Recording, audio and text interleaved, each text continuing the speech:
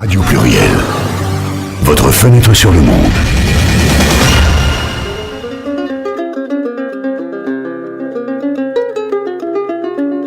Saveur, son et accord. Un voyage dans les traditions latino-américaines. Écho d'Amérique latine. Toute la diversité de l'Amérique latine, hablando en espagnol, une mosaïque de culture.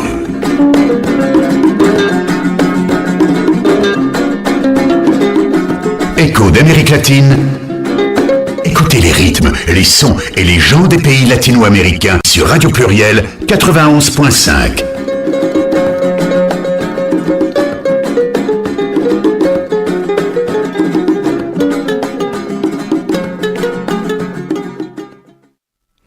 Buenas tardes, soy Sofía Holguín. Hoy es sábado 21 de noviembre y ya empezó el frío, así que abríguense. Estamos, bonjour Guillaume, Bonjour. que está aquí en la consola técnica, y tenemos una entrevista muy buena con Fernando Bermúdez para hablar de las telenovelas y el mexicano. Y como es muy larga, la vamos a empezar enseguida. Solamente voy a informarles que ayer fue 20 de noviembre y se celebró en México el aniversario de la Revolución Mexicana. Y también ayer fue una semana que sucedieron los terribles atentados en París, así que ¿qué les puedo decir? Ustedes están al corriente en las noticias y por todos lados, así que solamente vamos a condenar estos actos como todos. Dicho esto, me arranco de una vez con la entrevista. Disfruten. Buenas tardes, estamos con Fernando Bermúdez, que es un elogiado y ganador vestuarista en México. Preséntate tú, Fernando. Hola, buenas tardes a todos, soy Fernando Bermúdez. No soy tan elogiado vestuarista, pero sí tengo una carrera considerable haciendo diseño de vestuario para televisión mayormente y algo de teatro. En México. En la Ciudad de México generalmente, sí. Hemos grabado en otros lugares, pero casi todo es desde el Distrito Federal. Ajá. Y tienes más títulos nobiliarios que presumir, échanos. Eres Bueno, doctor en... no, ahorita soy doctorando realmente, que es el título apropiado. Estoy haciendo 2 doctorados, pero tal vez me tenga que ir un poquito más atrás. Yo estudié comunicación en la Universidad Iberoamericana y luego hice una maestría en diseño para teatro en New York University. Y mi especialidad fue vestuario, que es a lo que me he especializado en mi vida profesional. Pero al mismo tiempo lo compaginé con dar clases en la misma universidad de la cual yo era egresado, que es la Ibero, y ahí he estado dando clases, ya casi van a ser 20 años. Es un buen de tiempo, es impresionante cómo pasa el tiempo. Y en el 2008 ya me integré como profesor de tiempo a la Ibero, luego coordinador de la carrera de diseño textil, luego de la de diseño textil y de indumentaria y moda, y ahorita el año pasado, justamente el día de ayer, cumplí un año como director del departamento de diseño, que abarca 7 programas, 5 licenciaturas: industrial, gráfico, textil, moda e interactivo, y 2 programas, uno de maestría y otro de técnico superior universitario en producción gráfica. Estoy haciendo 2 doctorados, ambos sobre el tema de la telenovela en diferentes facetas, uno en la Ibero, en historia, y otro en diseño en la Pontificia Universidad Católica de Río de Janeiro, en Brasil. Ay, tu doctora, ok. Y entonces el de los lugares comunes es el de historia. Sí, y ese es tu proyecto que estás presentando. Exactamente, el proyecto, yo ya acabé todas las clases, ya nada más estamos redactando la tesis. La tesis, ajá, que es de lugares comunitarios. Lugares comunes identitarios comunes. del mexicano en la telenovela. Ajá. Que son, haz de cuenta, para hacértela más sencilla, aquellas cosas que el mundo nos identifica con y los mismos mexicanos también nos identificamos con. Eso es perfecto. Bueno, el mexicano borracho, el mexicano flojo. Es encontrar estos lugares que están en la telenovela escondidos, ya sea en la retórica o en lo visual, metidos ahí. Exacto. Ahorita me vas a explicar eso con más detalle. ¿Y perfecto. La que estás haciendo en Brasil? ¿Esa de qué? La que estoy viendo en Brasil se trata sobre el diseño de personajes gay, lesbiano, transgénero y bisexual en la telenovela. ¿En la telenovela de todo género o en la telenovela mexicana? Okay. Mexicana. hacemos un poquito de comparación con las telenovelas de otras partes de América Latina, pero básicamente es cómo se construye la diversidad sexual en la televisión mexicana. Eso está muy bien porque este programa es para todos los latinos que viven en esta región de León, así que será muy interesante que después también nos detalles tu otra tesis de doctorado, de tu segundo doctorado. Sí, que solo a mí se me ocurrió hacer este acto suicida. Sí, qué barbaridad, ¿eh? Todo al mismo tiempo, pero bueno, hay más tiempo que vida, dicen por ahí. Primero platícame cómo empezaste con tus telenovelas. Yo sé que con vestuario ya nos dijiste que con eso empezaste, en cuál empezaste y en qué momento decidiste que ibas a hacer un estudio de historia más enfocado hacia la antropología, que es lo que estás haciendo, ¿no? Sí, sí, es más bien historia cultural, más que Ajá. antropología. Yo le llamaría así propiamente historia cultural. Eh, mira, yo de niño, la verdad, me dejaban con la nana y sí veía telenovelas. Y Ajá, me ya un gustaban las fan. telenovelas.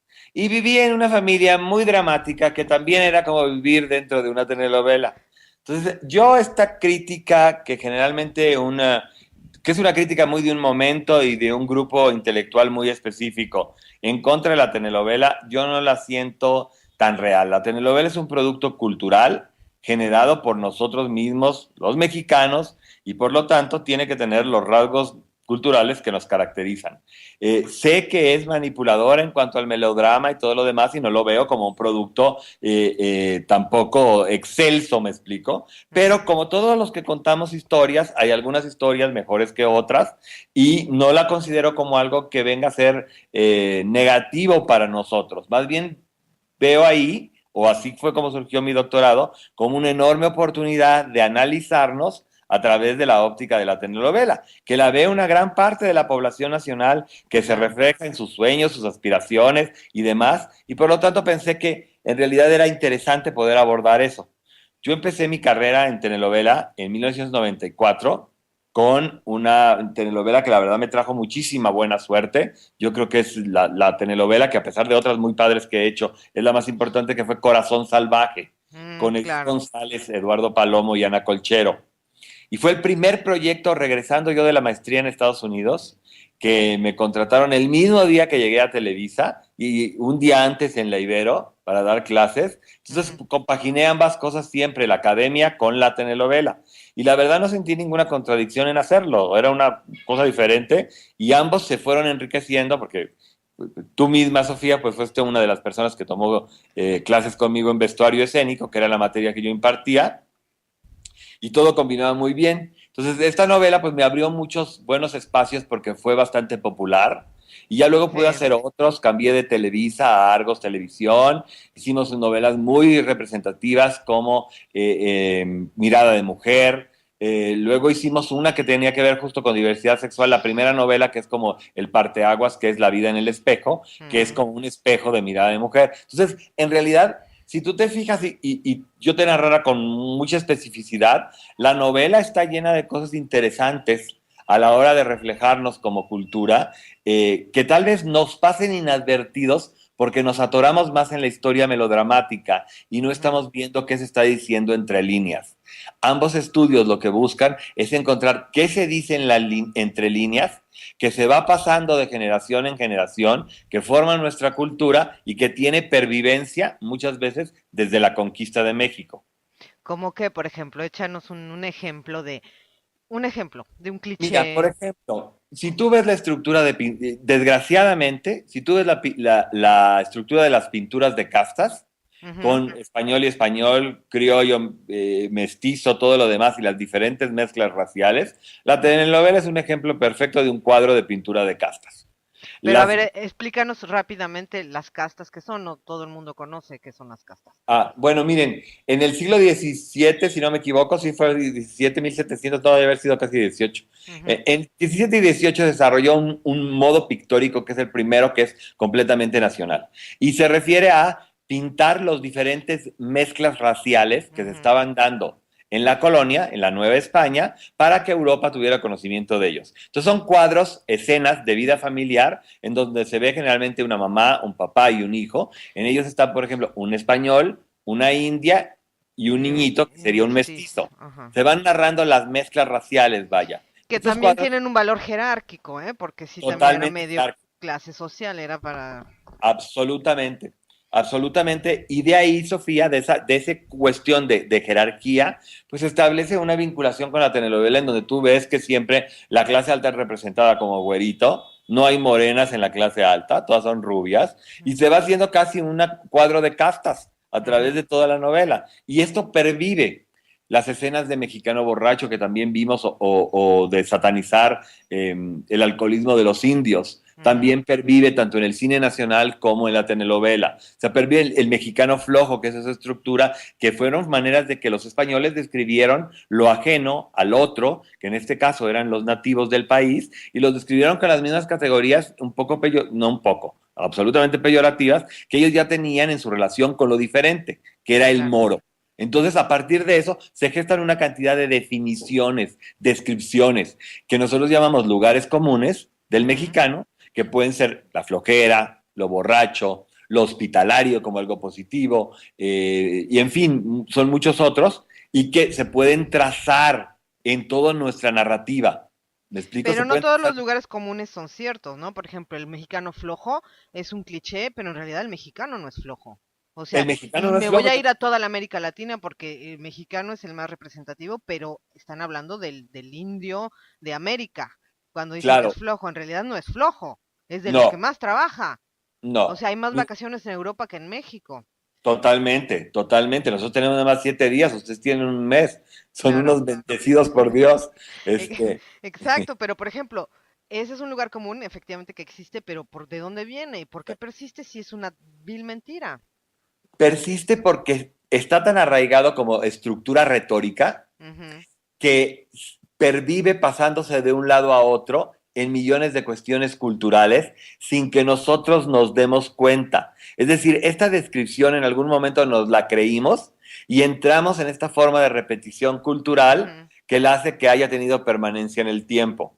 Claro, una memoria histórica que se va de generación en generación, pero llega un momento en que, ¿no? Te das cuenta que es falso y... Desgraciadamente no ha llegado a ese momento. Yo creo que estudios como este, porque mira, Ujú. también hay una cosa, es mi opinión muy personal, ¿no? Y soy académico, pero la academia ha tenido el problema de no conectarse con la realidad. Claro, Y la telenovela es un maravilloso lugar para conectarte con la realidad del público, porque claro. una gran mayoría de mexicanos la ve. Entonces yo pienso que este tipo de estudios son valiosos, o por lo menos esa es mi perspectiva, porque de cierta manera un público normal va a decir, ah, bueno, voy a ver esto desde otra perspectiva y lo voy a encontrar en un lugar que para mí se relaciona, en un texto completamente intelectual, en donde está Ujú. apartado de la vida común, de la vida cotidiana de todo el mundo. ¿Sí me Claro. explico? Sí, Si sí, yo me sí. pongo a analizar los lugares comunes en la filosofía del mexicano, en los teóricos de la mexicanidad, pues muy poca gente accede a leer a Claro, Vasconcelos, Antonio claro. Casi y a Octavio Paz. En cambio, si yo lo veo en la telenovela y pongo a las actrices de moda con representaciones de programas, la gente puede tener un interés en descubrir que esto que creemos como cierto y lo hemos dado como cierto por siglos, no Ujú. realmente lo es, ¿no? Sí, sí, la típica protagonista que es rubia, ¿no? Cuando la mexicana. Y te voy a hablar de América Latina en general, porque como aquí hay mucho latino, que hay de Colombia y todo, finalmente las telenovelas mexicanas se ven en prácticamente toda América Latina, entonces todos los latinos tienen la telenovela mexicana muy en su cabeza, todos han visto aunque sea una, Sí. ¿no? Y Sí, en todos es exactamente el mismo, ¿no? El mismo poder visual de ver, por ejemplo, el triángulo amoroso clásico, ¿no? De la rubia es la buena, ¿no? La heroína, la morena es la mala, la malvada, la que le quita al protagónico marido que generalmente pues es blanquillo casi güerito, ¿no? sí, Ahora, así es. eso es el triángulo amoroso clásico. ¿Tú crees que hoy en día esté cambiando esa visión? Que las mexicanas por fin tengan una visión de que ser morena no es tan terrible. Mira, está cambiando, pero aún así los estereotipos siguen siendo muy marcados. O sea, tú ya ves casos de morenas guapas, pero pasa un poco como podría ser Dolores del Río o María Félix en el cine nacional, que Ujú. también hicieron papeles de María Candelaria, de trenzas, de todo esto, pero pues en realidad no era tan real el asunto. Me explico, no eran representativos de la mayoría del pueblo de México, eran excepciones. Hay cierta cosa con los medios que tratan de idealizar mucho esto, ¿no? Y no es exclusivo de nosotros. O sea, la imagen, por ejemplo, de Isabel la Católica en la serie de televisión española Isabel, pues es una reina que está llena de glamour, ahí no hay un solo ser humano feo. Okay. Y si tú ves los retratos de la época, pues en realidad no todos eran guapos, más bien pocos lo eran, o por lo menos con esta estética. Bueno, Entonces, claro, pero esa es la sublimación del broadcasting, ¿no? De la del televisión. broadcasting, claro, es Ujú, como una exigencia del medio, digamos. claro. Yo creo que va cambiando, Sofía. Va cambiando, pero no va cambiando tan aceleradamente.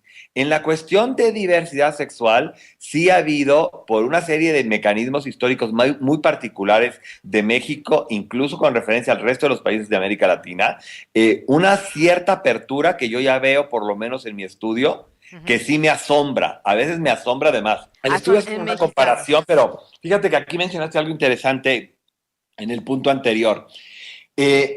Los mismos países de América Latina han empezado, ya desde hace, no desde ahorita, ya llevarán 20 años haciéndolo, a gestar sus propios productos. Sus propios productos con una identidad que ya se aparta de la identidad mexicana. Los casos más representativos para mí son Colombia y Brasil. Brasil que lo tuvo que hacer porque no le quedó de otra por el idioma. Porque estar viendo traducciones no es cómodo. Y gestó su propia telenovela que además tiene mucho éxito y además desde la izquierda. Es decir, escritores de izquierda, muy similar al caso de Argos Televisión, escritores de izquierda en contra de la dictadura militar, empezaron a gestar la telenovela como modo de poner nuevas agendas sociales en el panorama. Y la novela brasileña es muy popular en Brasil. Y luego y se exporta ya también la exporta telenovela, muchísimo, muy es de bien. las más exportadas del mundo. Y luego está la telenovela colombiana, que también se hizo una escisión completa con la telenovela mexicana en un momento, haciendo una especie de novela costumbrista. La primera de ellas fue Y sigo siendo el rey, en donde es una completa sátira de la identidad del mexicano. Es una burla casi de la identidad del mexicano, como para demostrar que hemos venido viendo estas novelas, pero no somos nosotros. Nosotros somos Café con Aroma de Mujer. Nosotros somos el vallenato, somos la salsa, no somos la música ranchera. Entonces, finalmente, el tema es que la novela puede ser un factor identitario. Por lo menos en Colombia lo consideran parte de una cultura identitaria. Nosotros no, porque hemos tenido esta pugna con como que la telenovela es 100% negativa. Una posición ¿Tú crees que los mexicanos piensan? No, hay muchísima gente que ve la novela y que acepta hoy en día. A lo mejor hace unos 20 años sí las veías en secreto porque pues no todo el mundo veía, pero finalmente hoy hay gente que asume 100% ser amante de la telenovela. Sí, tienes razón que ha cambiado mucho el panorama. Yo cuando estudié, pues estudié comunicación, la verdad yo sí crecí con ese panorama totalmente negativo de la telenovela. Sí, yo también, en mi casa también era, ¿no? Pero, Era por ejemplo, hoy en día veo y tengo amigas y mexicanos que asumen completamente su amor por la telenovela y las de hoy y las de antes, ¿eh? Que todavía se conectan al canal telenovelas, ¿no? Que pasan telenovelas 24 horas al día. Sí, fíjate que a mí me llama la atención porque hay toda una discusión que fue el primer capítulo de ambas tesis, tiene que ver sobre el género de la telenovela, qué es exactamente que sea. Y, por ejemplo, yo veo Downton Abbey, que es bellísima la serie. Es una telenovela. Es una telenovela. ¿Inglesa? O sea, totalmente, o sea, es una serie, pero el melodrama como claro, está... la construcción dramática es una telenovela. Es una telenovela, es una telenovela. Hermosa, porque claro, está de época y toda maravillosa, pero... Claro, una telenovela mega bien hecha. Claro, la producción, claro, es que ahí son cuestiones de producción, de dinero, claro.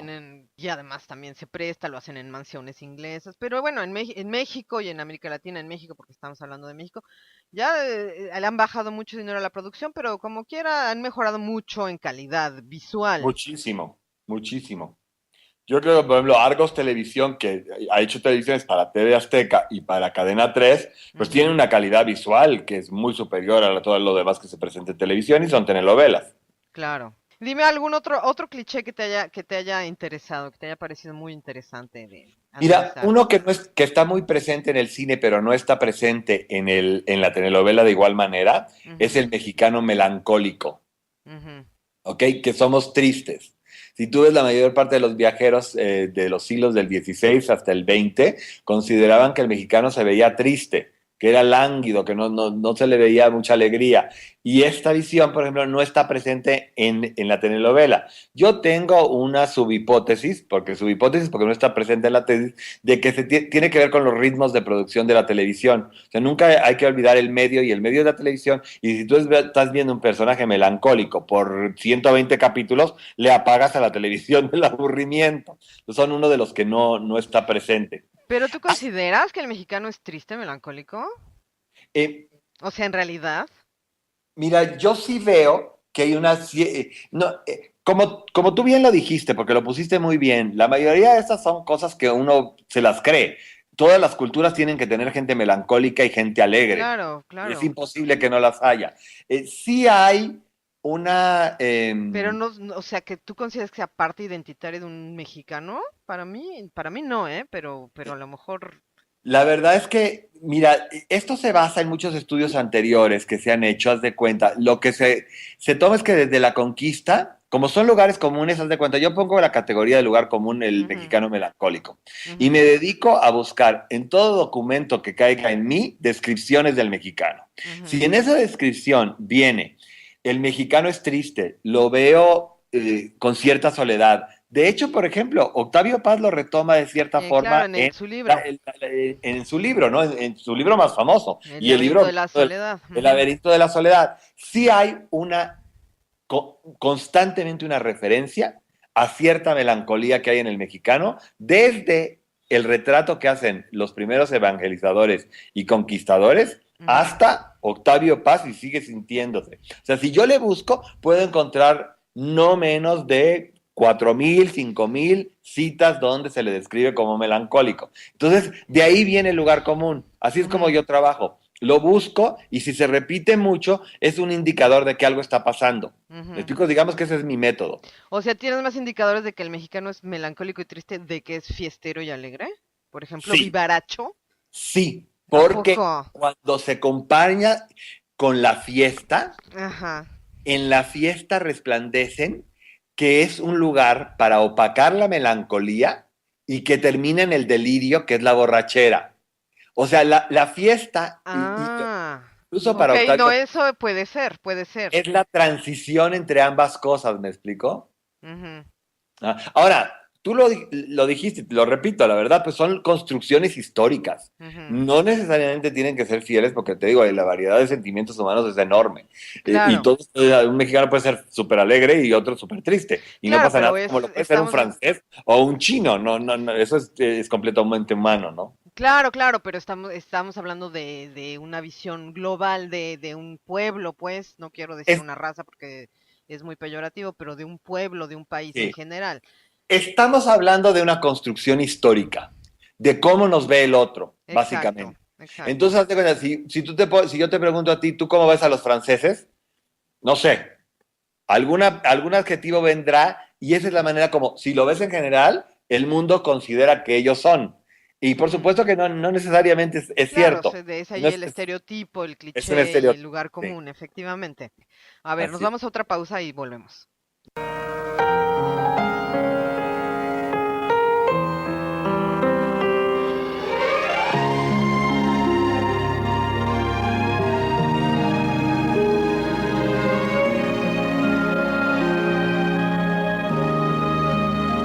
Entre tú y yo no hay nada personal, es solo el corazón que desayuna, come y cena de tu amor en el café de la mañana, la canción de la semana que muchas veces me emociona y otras tantas me hace daño. Entre tú y yo no hay nada personal, y sin embargo duermo entre mis sábanas soñando con tu olor. Vives aquí en mi sentimiento, me ocupaste el pensamiento, quizás te añore, mas no hay nada personal. Que me inventes los detalles y te encuentre en cada calle, yo te juro que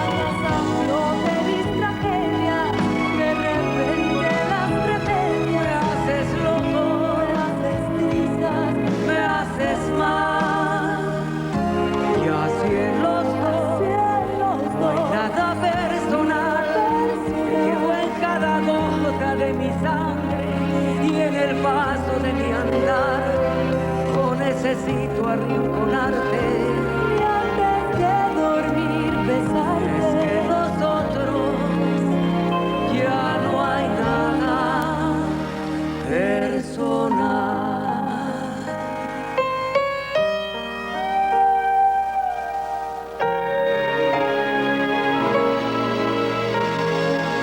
Ya volvimos. Y Fernando, a ver, por ejemplo, de entre todas tus experiencias pasadas, por ejemplo, pongamos los protagonistas de una telenovela, hombre y mujer, de la manera en que tú los vestías hace 10 años a la manera en que los vestirías hoy, ¿qué cambia? ¿Qué cambió? Fíjate, siempre el trazo de un vestuario es la historia que tú estás haciendo. Ujú. ¿Qué ha cambiado? Ha habido una explosión muy grande de sexualidad. O sea, Ujú. pienso que ahora es más exigente que esté todo el mundo muy entallado, muy provocativo. Se ha globalizado la moda mucho. Ujú. Entonces ya tú, algunas de las series que yo hago, si ves Revenge, pues podría ser el vestuario igual. La identidad como muy nacional se quedó en un lugar muy específico de telenovelas, como son las telenovelas históricas, o se quedó mucho en las telenovelas indigenistas, que hay varias. Hay Yara en los 70s, Sí, pero María no, Isabel. o sea, yo no hablo del folclore, hablo de una mexicana de hace 10 años a una mexicana de hoy en día, que tú vas a presentarla en la televisión para que la gente que la ve se identifique. ¿Cambió algo o no cambió nada? No, se hizo más global. Se hizo más sexy, nada más Se hizo más escotada. sexy, más global, más estos prototipos. Cada época además tenía condicionantes. Si tú las ves las novelas de otros momentos históricos, pues la condicionante de la moda de cada una de las épocas. Claro, claro, claro. Pero el retrato es bastante occidental, ¿eh? No es un, Ujú. un retrato que se... bueno, hay pequeñas cosas que sí, yo creo que sí son muy diferentes, sobre todo para el público que no es mexicano. Hay cosas como que las mexicanas son demasiado peinadas y demasiado maquilladas. Maquillada, sí. Si tú en la telenovela brasileña o en la colombiana no ves los excesivos maquillajes que se ven en las telenovelas mexicanas. Y Ujú. creo que ya esto se está haciendo un lugar común, como que las mexicanas son muchísimo más Pero, por pintadas, ejemplo, yo voy a México y sí veo a las mujeres en México muy maquilladas, en la muy calle maquilladas. y en la tele, ¿eh? O Sí, sea, sí se sí, maquillan bastante. O sea, totalmente. No mucho más está que otras. absolutamente de acuerdo. No está separado de la realidad. Ujú. Ok. Y luego, por ejemplo, en Brasil, ¿qué ves con respecto a las mexicanas, además de una gran apertura de personajes homosexuales o transgéneros? Fíjate que no hay ahorita, en este momento, una gran apertura. México es mucho más abierto en la representación de la diversidad sexual que Brasil. ¿A Y poco? tiene, Yo pero por hubiera mucho. creído que al contrario, ¿eh? Totalmente. Ese es uno de los grandes descubrimientos de la tesis y de haber obviamente vivido en Brasil. Tú en Brasil ves un nivel de sexualidad en las En playas las y en la calles, ciudad de Nueva tremendo. York, que es donde me tocó, impresionante. Ujú. Tanto hombres como mujeres exhiben mucho su cuerpo. Sin embargo, sobre el tema de diversidad sexual, en lugar de estar más abierta la cultura, está cada vez más cerrada. Pero tiene que ver con el surgimiento de muchas iglesias fundamentalistas que han Mm. tomado todos los barrios pobres, las favelas y demás, haciendo una orientación muy puritana y muy lírica de la Biblia. Entonces, la telenovela ha tenido que transformarse un poco por presiones y, por ejemplo, la última telenovela creo que se llamaba Imperio, en donde ahí empieza la novela con el beso entre dos mujeres, tuvo que ir transformándose en otra cosa y finalmente ser cancelada porque la presión de los grupos pentecosteses era muy grande. Bueno, en México también hubo una novela que la pararon porque hablaba de la iglesia. Sí, sí, todavía ese tema es más, pero curiosamente en diversidad sexual no han parado ninguna y ya las ves representadas en las novelas de Televisa con una explicitez muy grande. Tiene otros orígenes muy diferentes. Mira, aquí sí es bien importante recalcar, la posibilidad de esto para mí es de orden histórico. O sea, Ujú. México vivió una separación entre la iglesia y el Estado de tal manera tan tajante que implicaba la educación laica que ha permitido que muchas agendas moralinas hayan quedado borradas. Creo que eso es un gran beneficio de nuestra situación histórica, Ujú. comparado con el resto de América Latina, donde el Estado y la Iglesia siguen teniendo una vinculación muy grande y no hubo Fuerte, sí. ruptura nunca. Ujú. Y ahora tú crees que, bueno, no sé, yo no he visto telenovelas también porque aquí desgraciadamente no pasan, pero hay papeles ya de homosexuales y transgéneros en las telenovelas mexicanas y no como el cliché del tip, ya sabes, el cliché No, ya están, del ya, maricón lilo vestido claro. afeminado. No, mira, por ejemplo, de 1970 a 1999, lo que tiene son los personajes estereotípicos. Es el Ujú. mayordomo, el estilista, el Exacto. diseñador de modas, Ujú. personajes clásicos que de repente ni siquiera sabes que son homosexuales, sino es que les ves un amaneramiento, un Exacto. afeminamiento en escena y por eso tú diagnosticas que son homosexuales. Ujú. En el 99, con la vida en el espejo, Ujú. Mauricio, el personaje que hace José El María Yaz, hijo. Ujú. sale del closet. Tú Ujú. participaste en este proyecto, y lo debes recordar perfectamente. Y si Claro. tú recuerdas las escenas, es Mauricio frente a la cámara, frente a todo el público televidente, diciéndole su proceso de salida del closet. Claro. Desde ahí se Sí, fue arranca, la primera vez que había un homosexual que no era afeminado, que era un ser humano normal, hijo de familia, pues. claro, sí. Y Digo, no aparte, porque los demás sean anormales, no, ¿verdad? bueno, es decir, No, no no, quise decir no, eso. Quise decir que yo también, no era el cliché, el sí, estereotipo del homosexual afeminado, diseñador y peinador, pues, o sea, claro. Sí, era una representación distinta del ser homosexual. exacto. Eh, y obviamente poniendo también al homosexual como un personaje completamente diverso, que podía ver desde el muy afeminado hasta el no afeminado, y no importa, la orientación sexual era la misma, el gusto por el hombre o en las lesbianas Claro, exactamente lo mismo. Si tú te acuerdas, porque también participaste en este proyecto, Sofi, ya nada personal tenía una policía lesbiana, claro, pero era que muy era Alba, escondido, sí, era y muy Claudia escondido, Lobo, y que sí. termina con María René Prudencio, que como novia. ¿Me Ah, ya explico? O no me sea, ya, acordaba de eso, fíjate. sí, ¿A y, poco? sí, Soraya y ¿cómo se llamaba su sí, si personaje? lo buscas en Alma. internet, hasta vienen las escenas, Ay, mira, ya no me acordaba de ese final. sí, Claro. y entonces, Y realmente, sí fue la primera vez, que había unas lesbianas en una telenovela, ¿eh? ajá, y son Pero era antes, muy apenas, muy pasadito, muy apenas. sí, no era No era, una subtrama, no, era apenas y era una historia mencionado y así. accesoria, Ujú. sí, Pero ahora, por ejemplo, existe en sí, México pero por historias muchos, de mira, lesbianas en las telenovelas. son menos representativas, pero la más clara es 2010, Las Aparicio, en Ujú, donde tú tienes una relación totalmente erótica entre dos mujeres, ujú. Eréndira Ibarra y la otra actriz, y Liz Gallardo, hacen los papeles y ves escenas de cama entre ellas, de escenas lésbicas hermosas en la telenovela, ¿eh? Y nadie los censuró en México, las dejaron pasar tal cual. Nadie lo censuró. Nadie. Luego lo ves en Televisa. Sortilegio 2009 tiene la relación de bisexuales de dos hombres que además se acuestan con la misma mujer y la mujer no lo sabe y que son escenas de cama abiertas. Lo que Televisa no ha tenido hasta ahora es un beso gay. La Ujú. última, qué pobres tan O sea, ricos, insinúan sexo, pero un beso no. pero un beso no, que es curiosísimo, ¿no? Esto Sí, va a haber que indagarlo e investigarlo más en la sí, se tesis. me hace muy extraño, sí. Y en el 2014 hay una novela que además la puedes buscar en internet, está muy interesante, se llama Nosotros los Pobres, en Ujú, donde es una sátira, pero tienen a dos personajes, un niño rico venido a menos y un niño pobre, por niño me refiero a jóvenes de 20 ujú, años, que se empiezan a enamorar y es una subtrama fuertísima de una historia de amor que no tiene contacto físico, pero es amor, ujú.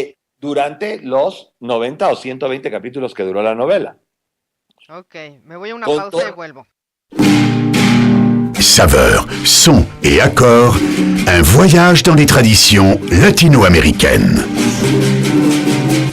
Ya volvimos con Fernando Bermúdez que nos sigue contando de las telenovelas. Y entonces nos contabas que en esta telenovela de Nosotros los Pobres había una escena no, había una es historia de qué amor pobres tan fuertísima. ricos. Qué, Ah, ok. No. Los suelos de los pobres es la de Ah, Pedro sí, Infante. sí, claro.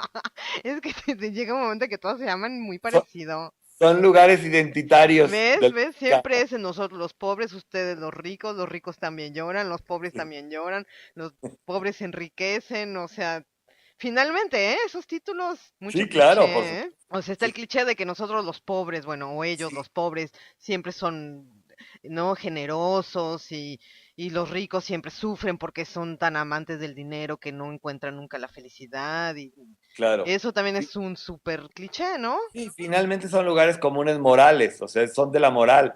Y no nada más eso, Sofía, aquí estás puntualizando algo que me parece muy, muy interesante, que es el hecho de que eh, aparentemente hay una cierta intención de inclusión de la diversidad sexual, pero por ejemplo, estos códigos o esta forma muy precisa de ver la riqueza y la pobreza no ha mutado en la Ujú. novela, sigue igualita, ¿me explico? Ah, Entonces, sí. es bien interesante ver cómo algunas agendas sociales avanzan y otras mucho más, no quiero decir más importantes, porque la diversidad sexual, la verdad, el respeto de eso es también importante, pero Ujú. preocupantes también no avanzan al mismo nivel. Claro, sí, no evolucionan con la misma velocidad unos temas que otros. ¿Tienes una teoría? Bueno, parte de lo que hace el estudio es como un poco observar ese tipo de cosas. Yo no he llegado todavía a las conclusiones para Ujú. narrarte lo perfecto, pero en realidad lo que pasa es que hay muchísima más necedad ante ciertos temas porque son más propios de la cultura que Ujú. otros en donde hay más flexibilidad porque no afecta a las mayorías. Y sin embargo son las mayorías las que ven las telenovelas. Y sin embargo son las mayorías de café. Hay millones de cosas súper interesantes. Por ejemplo, el retrato de pobres gays Ujú. está casi exento. Es muy poquito. Casi todo el mundo agarra ese otro, que para las mayorías es los ricos. Son personajes gays de clase media, media alta, Ujú. y no exactamente de clase baja. Claro, Entonces, ¿por qué? Porque permite al teleauditorio verlo como algo más lejano, como algo claro, que es un otro nuevamente, que no no es uno está tan como cerca yo. de mí, claro. Exacto, entonces me afecta menos. Y por ejemplo, voy a tocar otro tema, otro tema de telenovelas que se está poniendo muy de moda últimamente, que son todas estas telenovelas miniseries, digamos, del narcotráfico. Claro, Es una una herencia. realidad que se vive en América Latina, sobre todo en México, pero ahora resulta que están de moda Sí, ver.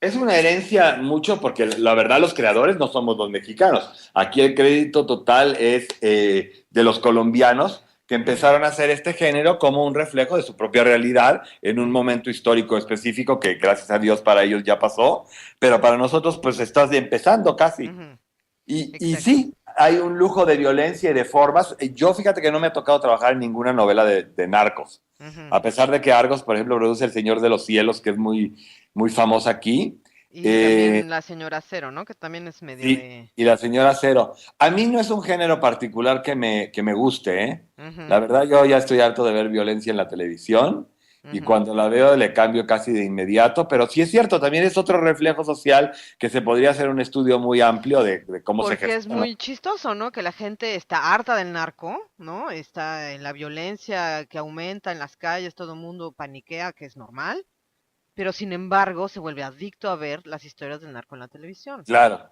Es, Sí, es algo muy, muy extraño. Como te digo, a mí el género no es mi máximo. De vez en cuando me atrapa, pero luego ya me medio aburre. No le tengo tanta paciencia, pero definitivamente lo considero como tú un reflejo social. y está lleno, bueno, no sé cómo, no lo he visto, está lleno de lugares comunes, me imagino también, ¿no? El Me imagino clásico, el también, cliché del narco, el clásico cliché de la chica del narco, de la segunda esposa, de los pobres que se van de narco porque no tienen más futuro que. ¿Sabes lo que me parece muy interesante de ella, que he llegado a captar en las pocas que he visto? Ujú, Tiene una cuestión muy interesante sobre el análisis de la estructura familiar. Es ujú, decir, cómo la familia sigue siendo muy así al estilo de la mafia italiana, un ujú, centro muy importante de de su, equilibrio, ujú, a pesar de todas las anomalías que pueda haber. ujú, la familia es sagrada. La familia es sagrada. Pero Esa idea finalmente para el mexicano la familia es, para todo latino yo creo, la familia es sagrada, efectivamente. sí tiene un poder muy, muy fuerte. Nosotros tenemos además otros temas ahí que pues estamos también muy atorados, por ejemplo, que no lo ves en las telenovelas del resto de América Latina, es esta obsesión por la virginidad femenina. Que ya ves cine nacional puesto clarísimo de que nosotros todas como la Virgen de Guadalupe. La Virgen María, por favor, que es la original. Y que no se explica mucho cómo una sociedad que ya evolucionó tenga todavía esas cuestiones de que la virginidad sea un valor tan importante en su narrativa. Pero en la novela, porque en la vida real ya la virginidad no es tan importante, ¿o tú crees que sí, todavía en la sociedad mexicana? Pues mira, yo en mi clase de maestría pues, tocamos este tema justo la última clase y la mayoría de ellas coinciden en que sus papás se morirían si ellas se van a vivir con el novio, por ejemplo. ¿Pero lo harían o no? Algunas dijeron que no, que ella vería bien que sus hijos lo hicieran, pero que ella ni loca se lo permitiría. ¿Se atrevería? Sí. O sea, no se atreven a... Y sin embargo, bueno, yo no sé si eran todavía vírgenes o no, pero o sea, el tema de la virginidad sigue siendo un tabú en México. Sí, sigue siendo un tabú extraño, porque, pero te digo, está como muy refrendado por la cultura popular. O sea, como que tienes la idea de la mujer buena, la que va a ser la madre de tus hijos, y la zorra. Claro, con la que te casas y con la que te acuestas, se sigue siendo Con la que te casas y con la que te acuestas. Sin embargo, México es uno de los primeros países que tiene el mayor índice de adolescentes embarazadas. Claro, no hay una correlación ahí clara de qué es lo que... no es nada coherente. Sí. Imagínate cómo puedes ver en el año 2012 Angelique Boyer en una escena con Alejandro Camacho, y Alejandro Camacho, que era el padre, la lleva a que la revisen para ver si era virgen. O sea, una escena de nuestra época. Como de la Edad Media, sí. Como de la Edad Media. Y sale el doctor y le dice, pero con unas palabras muy serias, ¿cómo le haces esto a tu propia hija si ella jamás ha sido tocada por un hombre? Y entra la música incidental a todo como para decir que ella es casi una... Son novelas de hace 2 años, ya no me acuerdo ni el nombre de la misma, pero me llama mucho la atención que esté todavía esto presente, casi como surge en el cine nacional, porque las primeras películas, Redes, Janitzio, e incluso allá en el Rancho Grande, toda la historia está alrededor de la virginidad de la mujer, Sí, pero son películas de 1950. Claro. No, hombre, antes. Sí, por eso, por el 48, 50, hasta el 56, pon tú. Sí. O sea, ya las películas de hoy en día, no. Bueno, no tienen que yo narrativa. sepa. Sí, no. Bueno, nos damos otra pausa y vuelvo.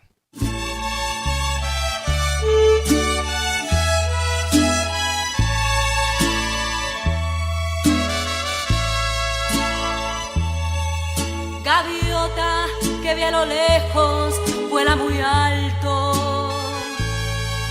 Gaviota que emprende vuelo, no se detiene. No te detengas, triste gaviota, sigue tu canto, tal vez mañana cambie tu suerte. Es su destino que un mal amor vista su alma de negro duelo.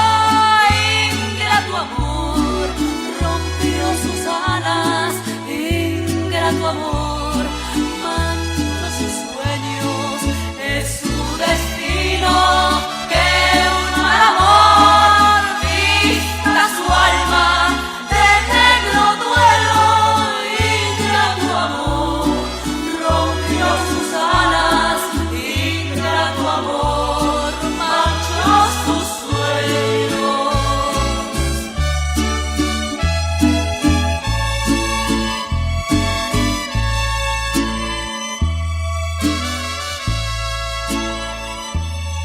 Un día a esa gaviota yo vi pasar, llevaba entre sus alas la soledad.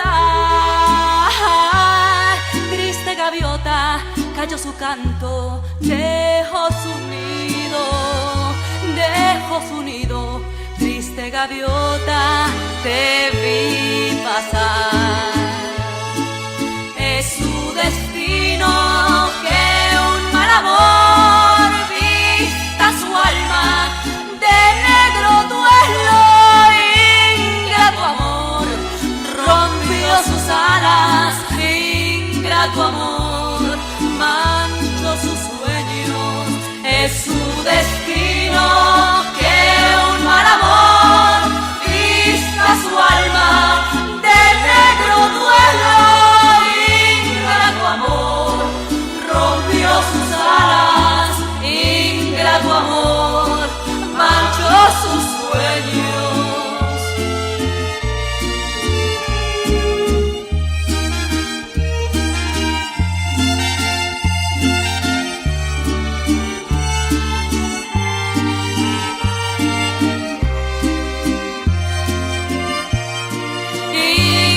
tu amor manchó sus sueños.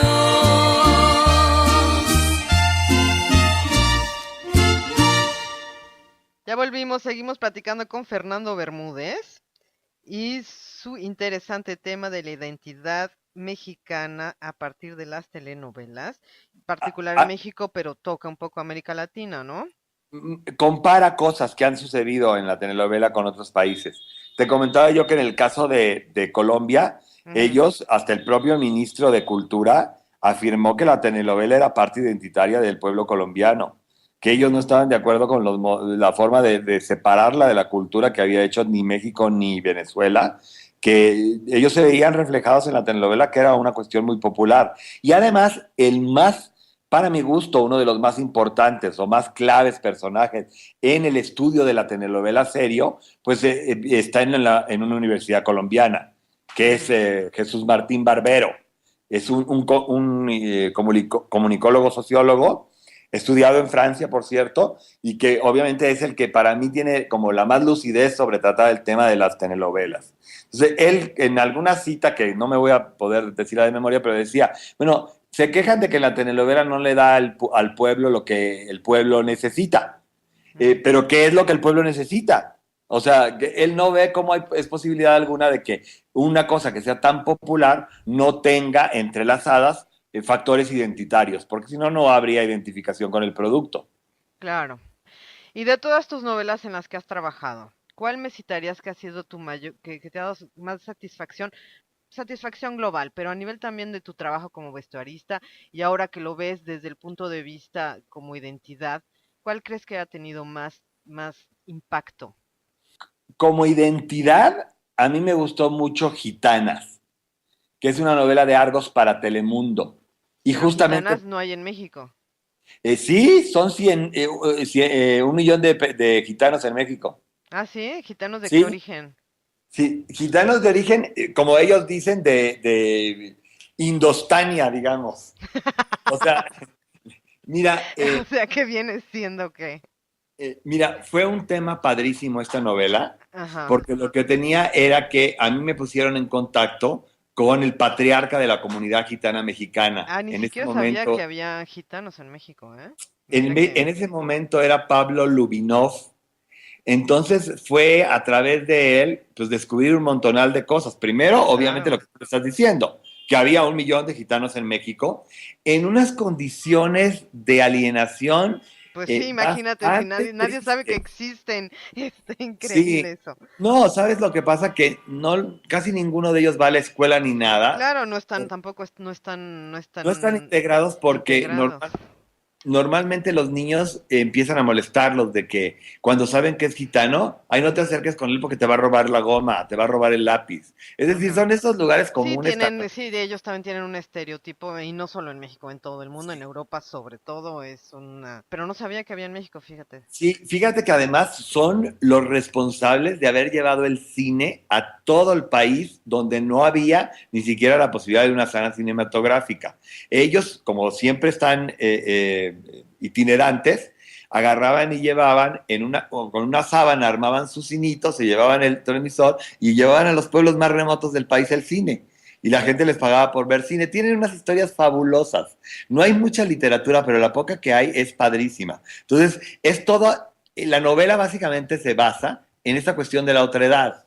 Porque Ujú, cuando los gitanos llegan al pueblo, todo el mundo les hace el feo, los quieren claro, quitar, pero ellas son seductoras y sexys, claro.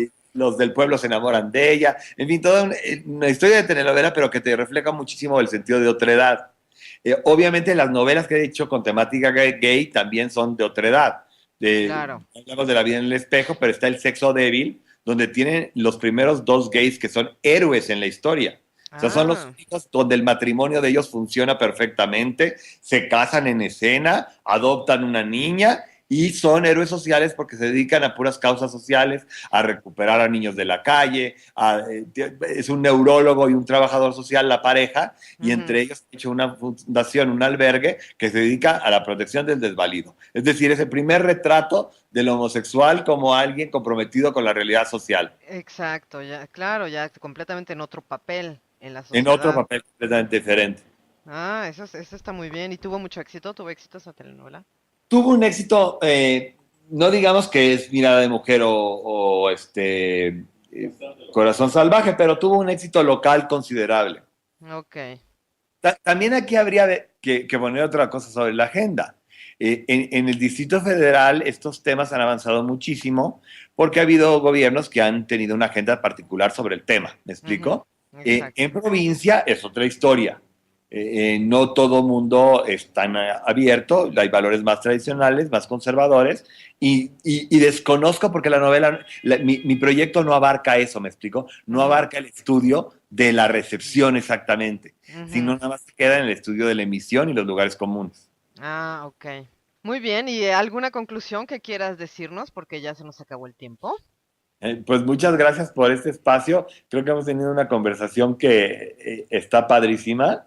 Sí, está súper endillo. Mira que te quería preguntar más cosas, pero ya se nos va a ir el tiempo.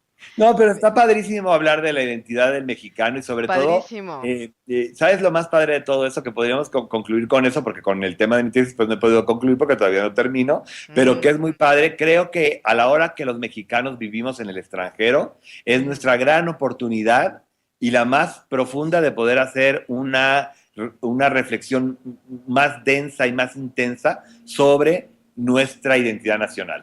Exacto. Porque es el momento que lo confrontas con el otro, ¿no? Exacto, pues aquí tú eres el otro, ¿no? Exacto. O sea, cuando estás en el extranjero, el otro eres tú. Exactamente. Sí, Así muy bien. es. Muy bien, pues muchas gracias, Fernando. Muchas gracias a ti y a todo el radioauditorio que nos escuchó. De Ecos de América Latina. Ecos de América Latina. Sí, así se llama este programa. Muchos saludos a todos y a toda la comunidad latinoamericana y mexicana en Francia. Órale, pues, muchas gracias. Ya haremos otro programa con la moda mexicana porque se está poniendo muy interesante también eso allá. Perfecto, con todo gusto. Sale, muchas gracias, Fernando. Pues esto fue todo y nos vamos corriendo porque ya se nos fue el tiempo. Yo solo quiero agradecerle a Guillaume Torf en la técnica. Yo soy Sofía Holguín y los dejo con una canción en homenaje a todos los parisinos para que vean que la fusión de culturas siempre da cosas llenas de amor. Esto es una canción de Jacques Brel y esta es la versión de Yuri Buenaventura. Ne me quittez pas, que tengan buena semana. Chao.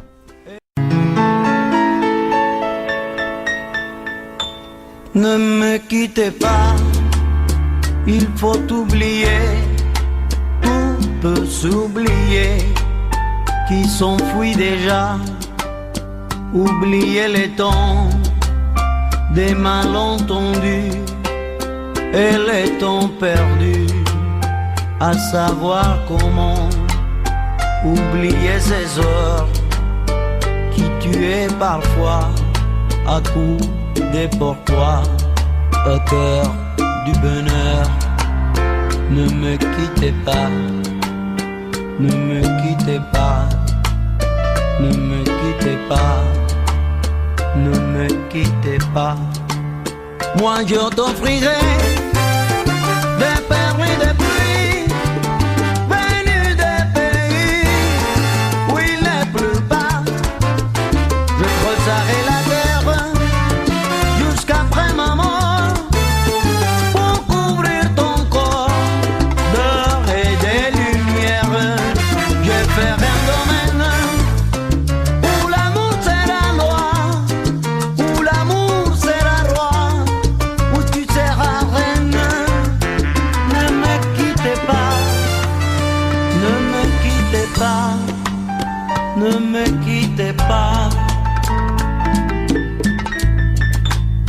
Ne me quittez pas, je t'inventerai des mots insensés que tu comprendras. Je te parlerai de ces amants-là qui ont vu deux fois leur cœur s'embraser. Je te raconterai l'histoire de ces rois morts de n'avoir pas pu te rencontrer. Ne me quittez pas, ne me quittez pas, ne me quittez pas, ne me quittez pas. On a vu souvent